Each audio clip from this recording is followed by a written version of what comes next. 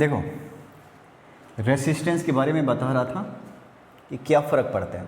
मैं थोड़ा सबको पुरानी चीज़ें याद दिला देता हूँ। ज़रा देखिए, ज़रा एक वायर है, याद रखना, बहुत ध्यान से सुनो। कई बार 3-4 बार एक ही कंसेप्ट को समझा रहा हूँ, ठीक है। अब इसका लेंथ अगर मान लो 10 सेंटीमीटर है, इसका लेंथ मान लो 20 सेंटीमीटर है, तो क्या होगा, इसका रेसिस्टेंस अगर R है ना, तो ये अगर डबल हुआ तो ये भी डबल होगा। रेसिस्टेंस क्या हो जाएगा, डबल होगा। और रेसिस्टेंस बढ़ना अच्छी बात नहीं है, रेसिस्टेंस नहीं बढ़ना चाहिए। अगर मान लो ये वायर है, अदर थिंग्स रिमेन कांस्टेंट, केवल लेंथ चेंज हुआ, मटेरियल सेम है, थिकनेस मोटाई इसका सेम है, तो डबल होने पे रेसिस्टेंस भी डबल हो जाएगा। और ये ठीक नहीं होना चाहिए। डबल होने पे रेसिस्टेंस क्यों डबल होता है? क्योंकि जो कॉलिजन होता है ना एटम्स का, इलेक्ट्रॉन्स का, उसका रेट भी डबल हो जाता है ना, उसको ज़्यादा जगह मिल जाता।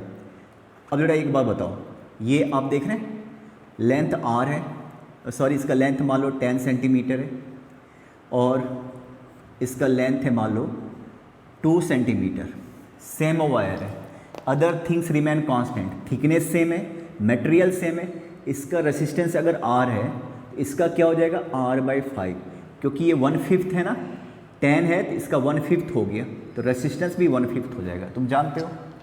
और क्या कंसेप्ट मैंने समझाया था थिकनेस के बारे में, आप ये देखिए ज़रा, ये देखो ऐसा, और ये देखो आप थिकनेस, लेंथ सेम है, थिकनेस इसका D है, इसका मैंने डबल कर दिया, थिकनेस इसका कर दिया 2D, डबल कर दिया, तो क्या होगा, इसका थिकनेस मोटाई बढ़ने से रेसिस्टेंस कम हो जाएगा, जो कि बहुत अच्छा बात है। रेसिस्टेंस कम हो अच्छी बात है। इसका रेसिस्टेंस अगर R है ना, तो इसका रेसिस्टेंस क्या हो जाएगा, R/ डबल हो गया ना, तो 2 का स्क्वायर, मतलब 1/4 हो जाएगा। ये बताया था आपको कैसे, πr² करके बताऊंगा, है ना, वैसे बताया था, फिर से एक बार बताऊंगा, देख लो आप। अब जरा एक बात बताओ, ये देखिए आप, इसका थिकनेस D है, और ये देखो इसका थिकनेस D/3, 1/3 कर दिया, लेंथ सेम है, मटेरियल सेम है, temperature same, other things remain constant, only thickness change to 1/3 to the original, right ना, ऑफ द ओरिजिनल। तो इसका रेसिस्टेंस अगर R है, थिकनेस कम हो गया, अगर तार पतला करोगे तो रेसिस्टेंस ज़्यादा हो जाएगा, पतला तार जल्दी गर्म हो जाता है, मतलब रेसिस्टेंस ज़्यादा है, तो इसको ज़्यादा करना है, तो 3 का स्क्वायर, ये मतलब 9 टाइम्स हो जाएगा, है ना। देखो तो मोटा हो गया तो कम हुआ था, और पतला हो गया तो ज़्यादा हो जाएगा, पर हर एक में स्क्वायर होगा, है ना। अगर मान लो यहाँ पे 3 गुना होता, मोटाई 3 गुना होता, तो क्या हो जाता, 3 का स्क्वायर हो जाता, क्या 9, 1/9 रह जाता। यहाँ पे अगर मान लो 1/5 हो गया, तो रेसिस्टेंस 5 का स्क्वायर टाइम्स इंक्रीज हो जाएगा, तो 25 गुना हो जाएगा पहले वाले का। अब क्वेश्चन मैं थोड़ा चेंज कर लेता हूँ। अब बहुत इंपॉर्टेंट क्वेश्चन देखिएगा जरा, मैं पूरा लिख लेता हूँ क्वेश्चन, देखो। रेसिस्टिविटी किसी पे डिपेंड नहीं करता, रेसिस्टिविटी बताया था केवल मटेरियल पे डिपेंड करता और टेम्परेचर पे डिपेंड करता, ठीक है ना, ये बताया था। लंबाई बढ़ने से, थिकनेस बढ़ने से रेसिस्टिविटी पे कोई फ़र्क नहीं पड़ता। एक क्वेश्चन ऐसे ही बना देता हूँ, मान लो a wire stressed to double its length, ठीक है, लेंथ, फाइंड न्यू रेसिस्टेंस, है ना, बल्कि इफ resistance was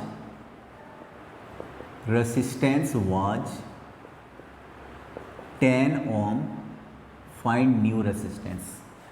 क्या था क्वेश्चन समझिए, पहले एक वायर था, है ना, इसको खींच के क्या कर दिया, डबल कर दिया, लेंथ L था तो डबल, इसका रेसिस्टेंस पहले कितना था, 10 ohm, R1, तो इस वाले का रेसिस्टेंस फाइंड आउट करना है।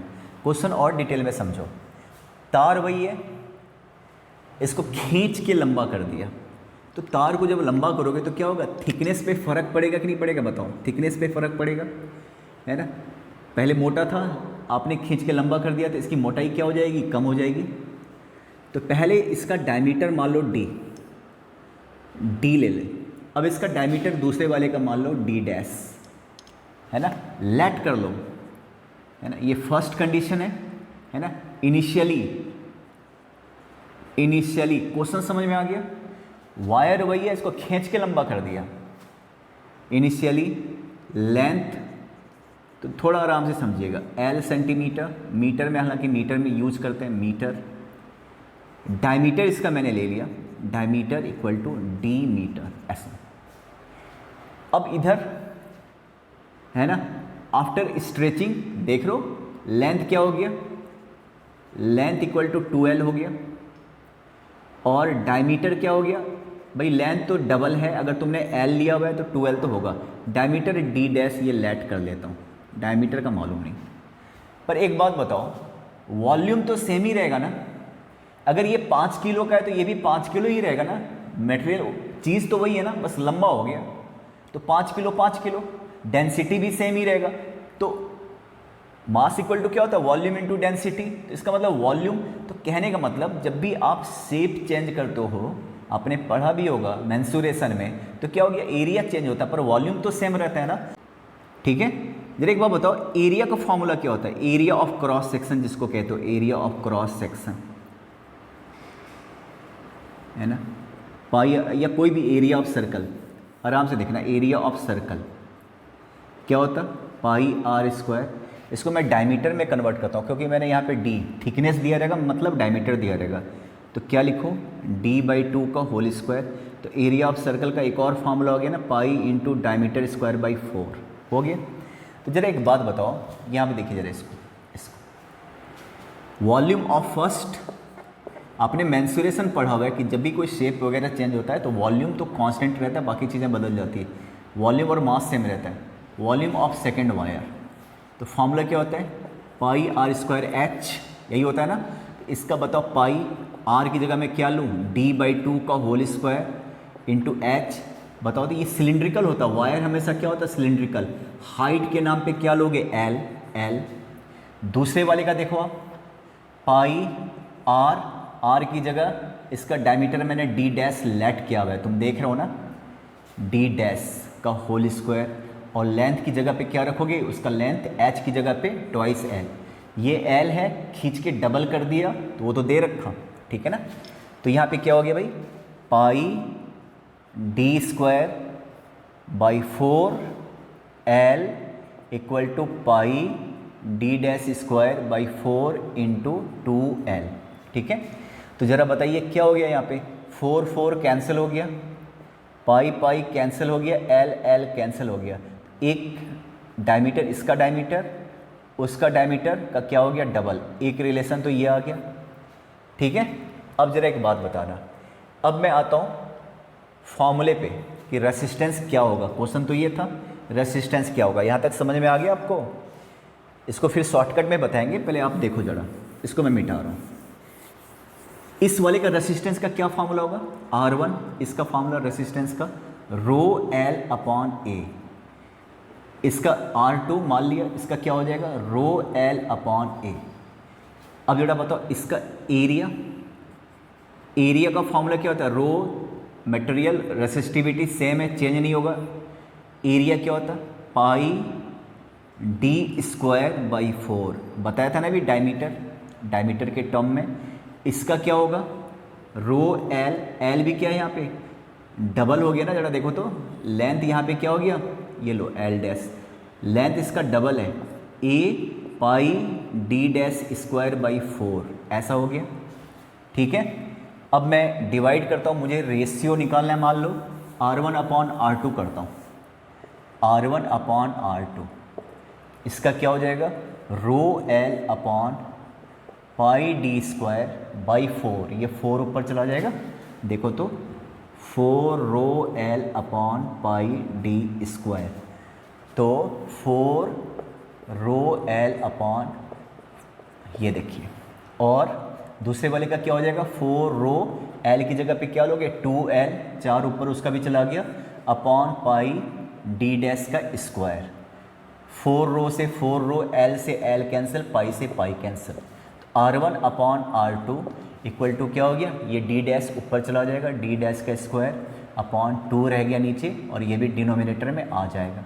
ठीक है, R1 अपॉन R2, ज़रा आप ये देखो ज़रा, डी स्क्वायर को तुम क्या लिखोगे, अभी थोड़ी देर पहले ये रिलेशन आया था ना, ये रिलेशन आया था थोड़ी देर पहले, तो ये और ये कैंसिल, याद है, अभी मैंने एक रिलेशन बनाया था, देखो तो 2, ये देखो ऐसा ऐसा ऐसा, तो ये क्या हो गया, ये और ये कैंसिल हो गया, डी ये, तो R1 upon R2 equal to क्या हो गया 1/4, तो R2 इक्वल टू क्या हो गया, R2 equal to 4R1, R1 कितना दे रखा 10 ओम, तो 4 × 10 इक्वल टू क्या हो गया 40 ओम।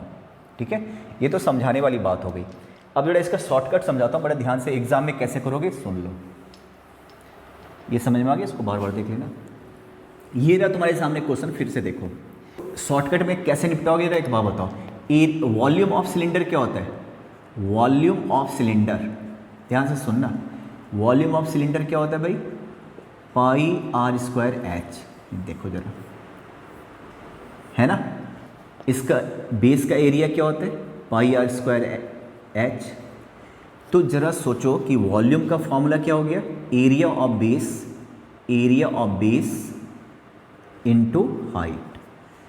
अब जरा एक बात बताओ, ये वायर ऐसे है, इस वाले को क्या कहते हैं, ये अगर ऐसे हो गया तो बेस हो गया, ऐसे हो गया तो करंट ऐसे जा रहा है, इस वाले एरिया को क्या कहते, तो एरिया ऑफ क्रॉस सेक्शन।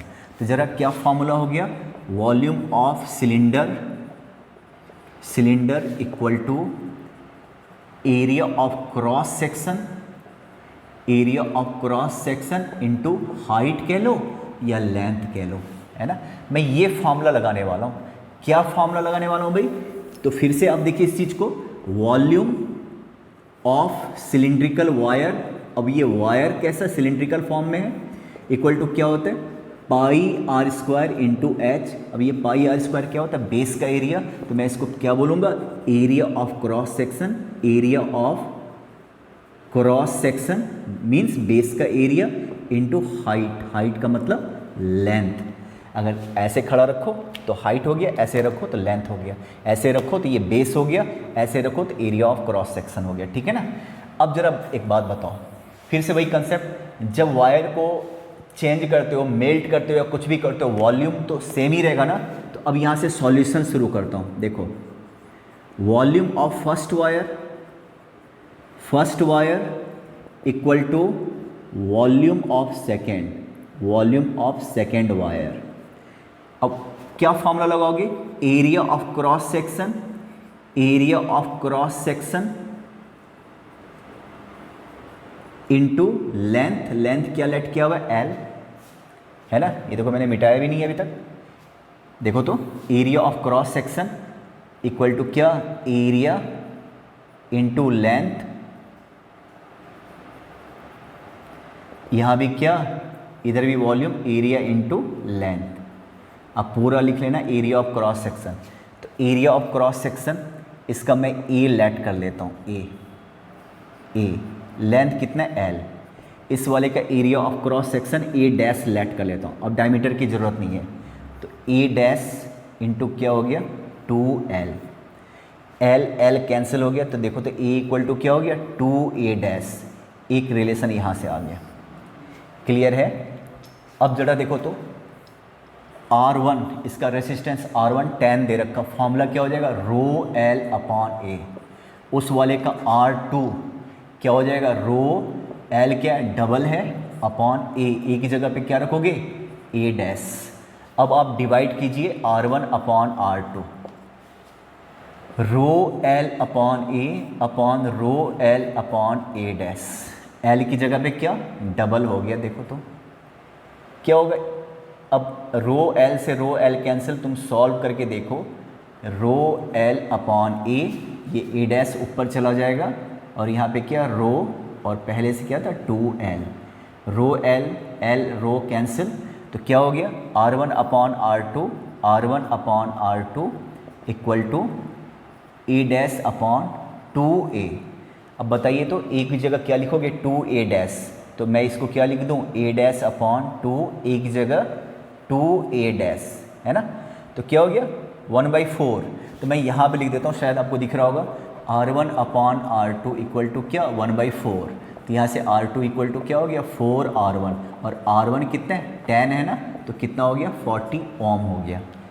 ठीक है भाई, इस कंसेप्ट को छोड़ नहीं सकते क्योंकि अब सबसे इम्पॉर्टेंट क्वेश्चन हो गया ये, क्योंकि कॉम्बिनेशन वाला तो हट गया आपके सिलेबस से फिलहाल के लिए, तो ये बहुत इंपॉर्टेंट हो गया, बहुत आसान है। अब एक दो क्वेश्चन दूंगा तो खुद ही आप सारा समझ में आएगा। पर एक चीज़ जान लो, अगर आपने खींच के डबल कर दिया ना, तो रेसिस्टेंस डबल करने का मतलब एक तो लंबा भी हो गया पतला भी हो गया, तो लंबा होने से रेसिस्टेंस बढ़ जाता है, पतला होने से भी रेसिस्टेंस बढ़ता है। तो खींच के डबल कर दिया ना, तो 2 का स्क्वायर, रेसिस्टेंस 4 टाइम्स हो जाएगा। खींच के अगर तिगुना करते ना तो 3 का स्क्वायर 9 टाइम्स बढ़ जाएगा रेसिस्टेंस। खींच के 4 गुना कर दिया ना तो 4 का स्क्वायर 16 टाइम्स बढ़ जाएगा।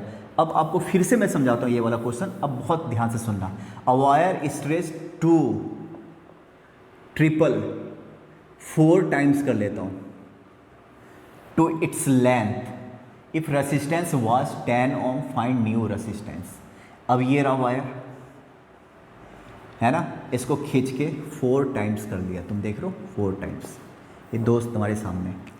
इसका लेंथ सारा लेट कर रहा हूँ L, इसका क्या हो जाएगा 4L।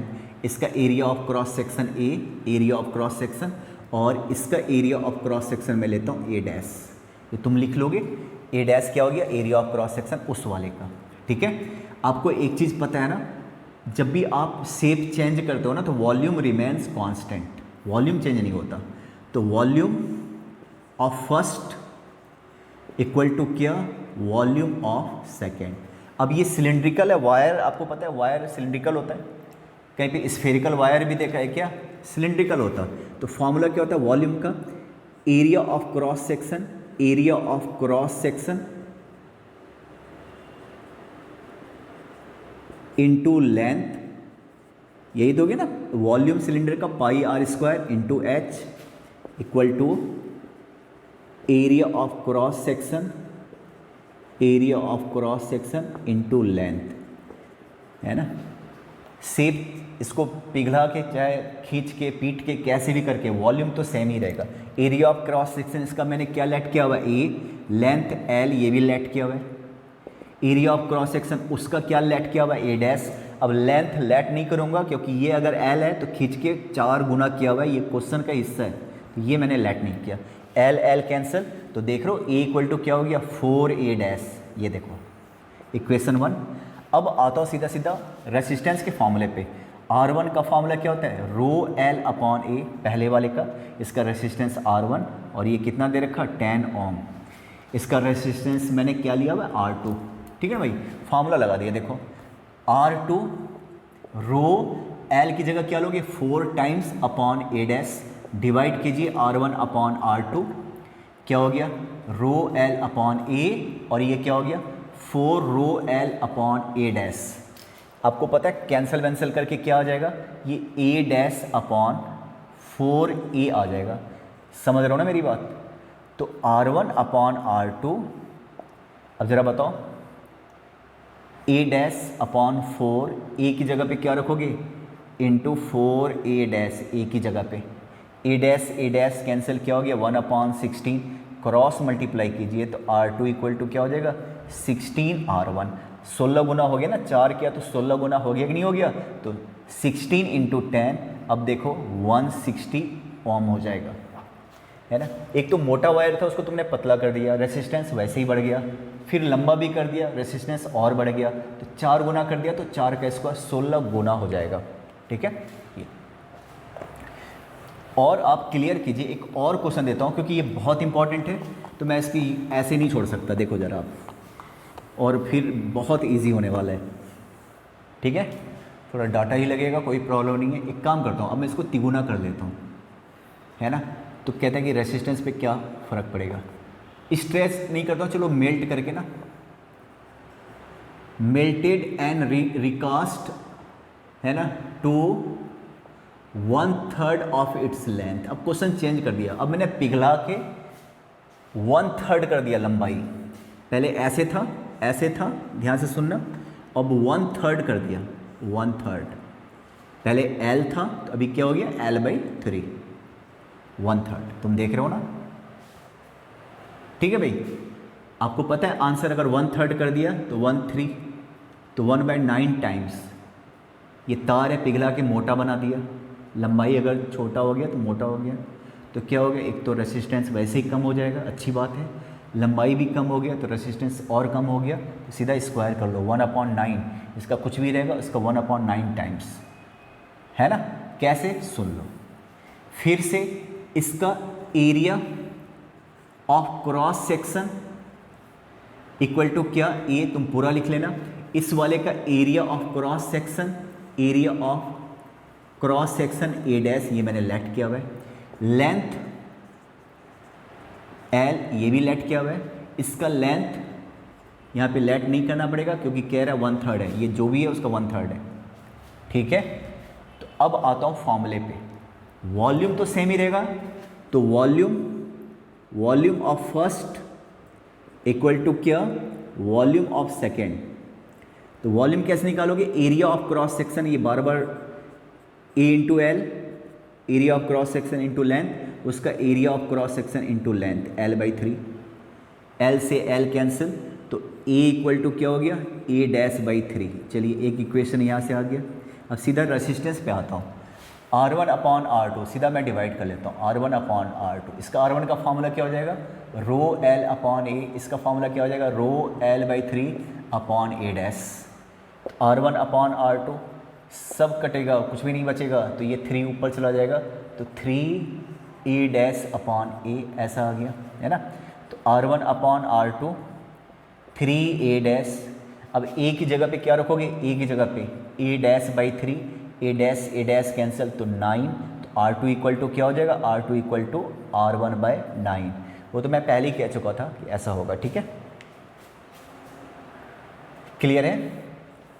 अब देखो, तो ये बहुत इंपॉर्टेंट क्वेश्चन है। खाली लेंथ चेंज होगा तो रेसिस्टेंस पे क्या फ़र्क पड़ेगा, सिर्फ थिकनेस चेंज होगा तो रेसिस्टेंस पे क्या फ़र्क पड़ेगा, दोनों चेंज होगा, पीट के लंबा छोटा ऐसा कुछ कर दिया तो क्या फ़र्क पड़ेगा। इस टाइप का क्वेश्चन बहुत इंपॉर्टेंट हो गया अब आपके लिए, तो इस पर थोड़ा हार्ड वर्क करना, क्लियर है। अब देखो, एक सर्किट डायग्राम होता, पता नहीं मैंने बताया था कि नहीं बताया था, सर्किट डायग्राम है ना। ये आपको पता है, ये एक तो सेल प्लस माइनस, ये शायद बताया था, चलो नहीं बताया तो देखो, सेल आपके हमारे यहाँ जो सेल होता है छोटा वाला 1.5 वोल्ट का होता है ना। मान लो आपका कैमरा 6 वोल्ट का है तो 4 बैटरी लगाना पड़ेगा, है ना। तो ये देखिए सेल, ये देख रहे हो, ये बैटरी हो गया, एक से ज़्यादा सेल वाला बैटरी। इसको हम बोलेंगे, ये जो बैटरी है ना, ये 3 सेल्स का, इसको बोलेंगे 3 सेल्स बैटरी, ठीक है। ये बड़ा वाला होता है प्लस और ये होता है माइनस। इसको ऐसे मत कर देना, है ना, बीच में लिक्विड होता है, ये असल में इलेक्ट्रोलाइट है, बीच में लिक्विड होता है, तो ये ऐसे मत कर देना। तो यहीं पे पॉजिटिव नेगेटिव आयंस बनते रहते हैं, ठीक है। तो ये प्लस और ये माइनस, क्लियर है। माइनस करंट ऐसे मूव करता, तो इसका मतलब इलेक्ट्रॉन ऐसे मूव करेगा, इलेक्ट्रॉन उल्टा जाता है, इसलिए जिधर इलेक्ट्रॉन नेगेटिव चार्ज जाता है उसका उल्टा क्या होता है, नेगेटिव, है ना। High concentration of electron, low concentration, ये सब बता चुका हूँ। तो ये हो गया सेल। सर्किट डायग्राम ऐसे बनाते हैं, है ना। ये देखो, आप बैटरी लगा लो, यहाँ पे मैंने बैटरी लगा लिया 3 सेल का, आप जितना मर्जी लगा लो, प्लस माइनस, ये देखिए आप, ठीक है। इसके बाद इसमें और क्या लगाएंगे, एक रेसिस्टेंस लगा लें, है ना। आपको बल्ब लगाना है तो बल्ब लगा लो, इस तरीके से बल्ब लगा लीजिए, ठीक है, क्लियर। मोटर लगाना है तो मोटर लगा लो, कहीं पे लो मोटर लगा लो। एम लिखने का मतलब मोटर, अगर एम लिखते हो ना तो ये मोटर होता है, शायद बताया मैंने, है ना। तो खैर मोटर वोटर क्या लगाओगे, ऐसे लगा लो, ठीक है। स्विच जरूर लगाते हैं, स्विच को हम ऐसे लगा लेते हैं, ऐसे करके, या फिर स्विच ऐसे करके लगा लो, ऐसे, और ये ऐसे करके लगा लो, ठीक है ना। ऐसे टच दिखाना, स्विच ऑन है। और अगर सिर्फ ऐसे होता क्या होता, स्विच ऑफ। अगर एक दूसरे को टच कर लो तो क्या हो गया, स्विच ऑन। ये कर लो स्विच ऑफ, अभी कोई बल्ब नहीं जलेगा, लेकिन ऐसे कर लो तो क्या हो गया, स्विच ऑन, बल्ब जल जाएगा। तो ये सर्किट डायग्राम हो गया। ये छोटी छोटी चीज़ें शायद मैंने बताया था कि नहीं बताया था, अब देख लो फिर से। न्यूमेरिकल्स पे कंसंट्रेट करना। इसके बाद अगर देखो, ये क्लियर होगी रेसिस्टेंस। अब कॉम्बिनेशन पे तो क्वेश्चन ज़्यादा है नहीं, तो थोड़ा बहुत तो जानना पड़ेगा। अब ये दो वायर है, एक का रेसिस्टेंस R1 है, एक का रेसिस्टेंस R2 है, ठीक है। इसको तुम अगर सीधा ऐसे जोड़ देते हो ना, और फिर बैटरी के साथ जोड़ते हो, बैटरी ये R1 R2, तो इसको बोलेंगे R1 and R2 combined are in series या कंबाइंड इन सीरीज। इसको मैंने सीरीज में कनेक्ट कर दिया। अगर मान लो इस तरीके से होता ऐसे, है ना, और ये बैटरी यहाँ पे है ना, प्लस माइनस, इसको R1 R2 एंड R2 इसको बोलते हैं पैरेलल कॉम्बिनेशन। क्या बोलेंगे इसको? पैरेलल कॉम्बिनेशन, पैरेलल कंबाइंड कर दिया। अब सीरीज में क्या होता है? सीरीज में बताऊं, यहाँ से अगर करंट चलेगा ना तो दोनों में एक जैसा करंट होगा। मान लो करंट 2 एम्पियर का है, तो बताओ यहाँ पे 2, तो यहाँ पे क्या अलग होगा क्या? या ऐसा सोच रहे हो कि 2 यहाँ से आने के बाद उछल के इधर आएगा, इसको कुछ नहीं मिलेगा, ऐसा होता है क्या? इधर भी 2 ही होगा। यहाँ पे क्या होगा? यहाँ पे कोई करंट चला मान लो 2 एम्पियर, इधर और इधर डिवाइड हो जाएगा 2 पार्ट में, है ना। यहाँ पे कुछ और हो जाएगा, यहाँ पे कुछ और हो जाएगा। अगर ये दोनों सेम है तो फिर तो बराबर बराबर हो जाएगा। तो जहाँ पे करंट डिवाइड नहीं हो रहा सीरीज, और जहाँ पे करंट डिवाइड हो रहा है वो क्या हो गया? पैरेलल, ठीक है ना। तो जरा एक बात बताओ, छोटा सा चीज़ ध्यान से सुनना, जरा देखो जरा, series and parallel, series and parallel, parallel. तो सीरीज का इस तरीके से फिगर होता है, ये R1 R2 हम कह सकते हैं ये सीरीज में, देखो बैटरी के साथ ऐड कर दिया, यहाँ पे R1 R2 इसके साथ बैटरी जोड़ दिया, मतलब बैटरी के साथ कनेक्ट कर दिया, ठीक है। तो ये फिगर बन गया। दूसरा इक्विवेलेंट रेसिस्टेंस, इसका जो रिजल्ट होगा ना इसको बोलते हैं इक्विवेलेंट, इक्विवेलेंट। मैं चाहता हूँ ये दोनों वायर हटा के कोई एक वायर लगाया जाए, उसका रेसिस्टेंस क्या होगा? R equal to equivalent resistance, resistance इसको डिटेल में बताएंगे, बस आपको बस ये बता रहा हूँ, ये पढ़ के रखना। R1 प्लस R2 यहाँ पे ऐड कर लेते हैं। अगर इस पूरे सर्किट का इक्विवेलेंट रेसिस्टेंस R है, इक्विवेलेंट का मतलब क्या होता है? जैसे कहते हैं ना कि एक जो भीम था ना वो 10,000 हाथियों के बराबर था, तो कह सकते हैं भीम जो है 10,000 हाथी के इक्विवेलेंट है, मतलब अकेला भीम उन सब के बराबर है। तो ये जो R है ना इन दोनों के बराबर है। तो ऐसा कौन सा वायर है जो इन दोनों का काम कर सके? तो उसका जो रेसिस्टेंस होगा ना ये होगा। यहाँ पे अगर इक्विवेलेंट रेसिस्टेंस R है ना तो यहाँ पे ये फार्मूला बन जाता। कहाँ से बनता वो भी बताऊँगा, पर पहले तो अब ये देख लो, ऐसा बनता ये R1 R2 का इक्विवेलेंट रेसिस्टेंस ये होगा, ठीक है। इसमें और क्या खास है? ये पहला हो गया, दूसरा हो गया, और क्या विशेषता है भाई? ये है कि करंट रिमेन्स सेम, दोनों सर्किट में अगर सीरीज में तो करंट सेम होगा, ठीक है ना। यहाँ पे करंट क्या होगा? नॉट सेम या डिफरेंट भी हो सकता है ना, डिफरेंट हो सकता है। अगर ये दोनों सेम है तो फिर तो करंट सेम, समझ जाओ बात को, ठीक है। यहाँ पे क्या होता है? पोटेंशियल डिफरेंस, PD मतलब पोटेंशियल डिफरेंस, यहाँ पे डिफरेंट होता है, पोटेंशियल डिफरेंस डिफरेंस होता है, अलग अलग वोल्टेज होगा, इसका कुछ इसका कुछ। और यहाँ पे क्या होता है? यहाँ पे पोटेंशियल डिफरेंस क्या होता है? सेम, ठीक है। तो करंट सेम, ये अलग, ये अलग, ये सेम, तो ये फ़र्क है, समझ लो ये फ़र्क है, क्लियर है। अब प्रॉब्लम सीरीज में क्या है ना कि मान लो कहीं से एक वायर अगर ऐसे टूट गया ना तो दूसरा भी बंद हो जाएगा। आपके घर में इतना सारा चीज़ जलता है, ये बिजली जलता है, ये सारा कुछ आगे इस पर और डिस्कस होगा। ये रहा फैन चलता है जी, ऐसा फैन चलता है, ठीक है। कूलर अलग चल रहा है, ठीक है, रेडियो अलग चल रहा है, ऐसा कुछ। अगर सारा मान लो सीरीज में होता ना तो एक अगर डिस्कनेक्ट हो जाता तो क्या होता? सारा का सारा बंद हो जाता। चाइनीज झालर देखा है ना, उसका पहले क्या आता था? चाइनीज एक बल्ब अगर बंद हो गया ना तो सारा गया, क्योंकि सीरीज में होता था। पैरेलल ऐसा नहीं है। पैरेलल जरा होता है कि पैरेलल में आप समझ रहे हो ना, सीरीज ये सीरीज है, सीरीज है। अगर एक जगह कैंसिल हो गया ना तो रास्ता ब्लॉक हो गया, ठीक है। पैरेलल में क्या होता? ये देखो, ये 2 सर्किट 3 सर्किट लगाया मैंने पैरेलल में, ठीक है। ये बैटरी, है ना। मान लो ये ख़राब हो गया, डिस्कनेक्ट हो गया, तो करंट तो चला, करंट इसमें और इसमें आएगा, इसमें नहीं आएगा, पर ये दोनों तो सही सलामत है। ये वाला बल्ब और ये वाला बल्ब तो जलेगा ना, ये ऑफ हो गया। लेकिन सीरीज में क्या होता है, अगर एक ख़राब हो गया तो सारा ख़राब हो गया। तो ये बेसिक चीज़ हम इस पर और डिटेल में बात करेंगे, सीरीज एंड पैरेलल। ज़्यादा कुछ है नहीं, इस वक्त सारा हट गया, तो इसलिए मैं देखता हूँ कि क्या क्या रहने दूँ, तो देख लो आप। तो ये पढ़ लेना सीरीज में क्या होता है, पैरेलल में क्या होता है, ठीक है। आपके घर में जो इलेक्ट्रिक सर्किट है ना, वायरिंग है ना, वो हमेशा पैरेलल होता है। इसीलिए कभी भी किसी बल्ब को जब ऑफ करते हो ना, तो पंखे चलते रहते हैं। अगर सीरीज में होता ना, तो क्या करते, एक को अगर तुम ऑफ करते ना, तो सारा का सारा क्या हो जाता, ऑफ हो जाता। एक को अगर ऑफ करते तो सारा का सारा ऑफ हो जाता, ठीक है। तो फिलहाल क्या करना, अभी जो भी न्यूमेरिकल्स मैं करा रहा हूँ उस पर कंसंट्रेट करना। कुछ होमवर्क दे दूंगा मैं, और फिर मैं देखता हूँ कि और क्या क्या आपको बताऊंगा।